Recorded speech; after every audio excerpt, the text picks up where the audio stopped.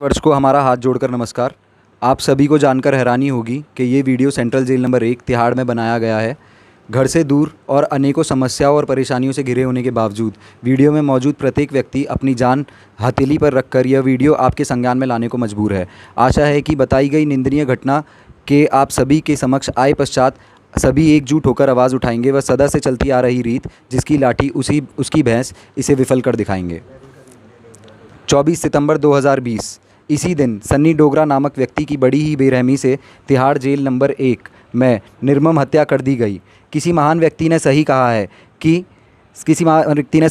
कि सत्य छिपाए नहीं छिपता। ऐसा ही बहुत कुछ इस हत्याकांड से जुड़ा है जो सबके लिए जानना बेहद ज़रूरी है, जिससे इंसानियत और सत्य की जीत हो सके। आज भी उस सड़क पर जहां सन्नी डोगरा का कत्ल हुआ, वहां लगभग 200 मीटर के दायरे में खून के अनेकों धब्बे नज़र आते हैं, जिन्हें प्रशासन ने साफ तक करवाने की नहीं सोची, जबकि घटना घटे लगभग 144 घंटे हो चुके हैं। शर्मसार करने वाली बात यह है कि यह पूरा हत्याकांड प्रशासन के संरक्षण उपरांत रचा गया, जिसमें प्रशासन ने चंद रुपयों के लालच में इस हत्याकांड में मुख्य भूमिका निभाई और एक व्यक्ति जो आर्म्स एक्ट के केस में बंद था अपनी जान गंवा बैठा।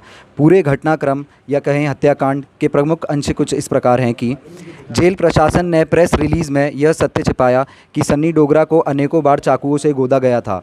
यह बात भी छिपाई गई कि इस हत्याकांड को कुल कितने हत्यारों ने अंजाम दिया था।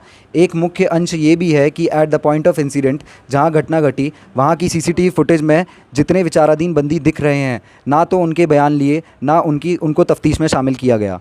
ऐसा इसलिए क्योंकि विचाराधीन बंदी जेल प्रशासन द्वारा कार्यबोध नहीं होते, जिस कारणवश वे व्यक्ति छूटने के बाद भी सच्ची गवाही दे सकते हैं। एक अंश ये है कि सन्नी डोगरा का उस दिन सुबह झगड़ा होने के बावजूद सुप्रीटेंडेंट साहब ने उन्हें बंद गिनती में तलब करवाया। जिस वक्त सभी बंद थे उस वक्त अन्य इतने व्यक्ति के बिना कारण खुले थे जिन्होंने कत्ल को अंजाम दिया। 4 व्यक्ति मारने वाले थे, 3-4 आदेश दे रहे थे। जिस वक्त सन्नी डोगरा को तलब किया गया उस वक्त कोई भी एएस वार्डर या हेड वार्डर क्यों उनके साथ नहीं गया। 4-5 हत्यारे जेल कॉम्प्लेक्स में बंद गिनती होने के बावजूद नामालूम कारणों से खुले रहे व घात लगाकर बैठे रहे, पर किसी की भी नज़र उन पर नहीं पड़ी। ऐसे ही अनेकों सवाल ये दर्शाते हैं कि ये सब मात्र एक संयोग नहीं है, ये सब प्रशासन ने एक संयोजित मंशा से साजिशकर्ताओं के साथ मिलकर गठवाया। ये सब बातें सन्नी डोगरा की एमएलसी व सीसीटीवी फुटेज पर आधारित हैं, जिसे कोई नहीं झुटला सकता।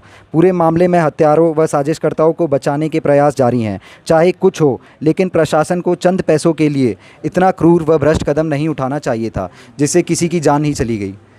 सन्नी डोगरा का कत्ल पैसों के लिए होने दिया गया। इतने के बाद भी वर्दी पहने भेड़ियों का मन जब नहीं भरा तो अब लोगों की आवाज़ दबाने और उगाही करने के लिए कई इनमेट्स हैं जिनको चालान जाने का भय दिखाकर कमाई बदस्तूर जारी है। और इसके लिए इनमेट्स जिनका इस पूरी घटनाक्रम में कोई रोल नहीं है, वे मजबूर व असहाय महसूस कर रहे हैं, क्योंकि जिन व्यक्तियों को चालान के नाम पर डराया जा रहा है उनकी अन्य जेलों में मौजूद कुछ इसी हत्यारे गिरोह के शरारती व प्रशासन के गुर्गों से दुश्मनी है, जो मौजूद समय में वहाँ के अधिकारियों के पेट भरते हैं, वहाँ कुछ भी करवा सकते हैं। जैसा कि सबको पता है कि जेल के भीतर इंसान की जान चले जाने पर भी कोई फ़र्क नहीं पड़ता और सारी बातें दबा दी जाती हैं। इसलिए कई इनमेट्स जिनका चालान जाएगा उनके साथ वहाँ भी अप्रिय घटनाएं घट सकती हैं। प्रशासन अपनी कूटनीति व क्रूरता छिपाना चाहता है।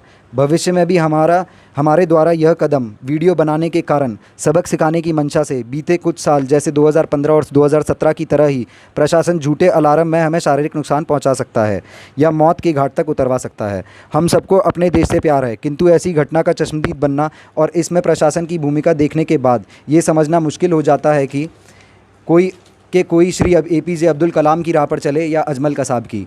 जांच की जिम्मेदारी सीबीआई को सौंपी जाए और अन्य इनमेट्स की सिक्योरिटी एंड सेफ्टी को देखते हुए कठोर कदम उठाए जाएं।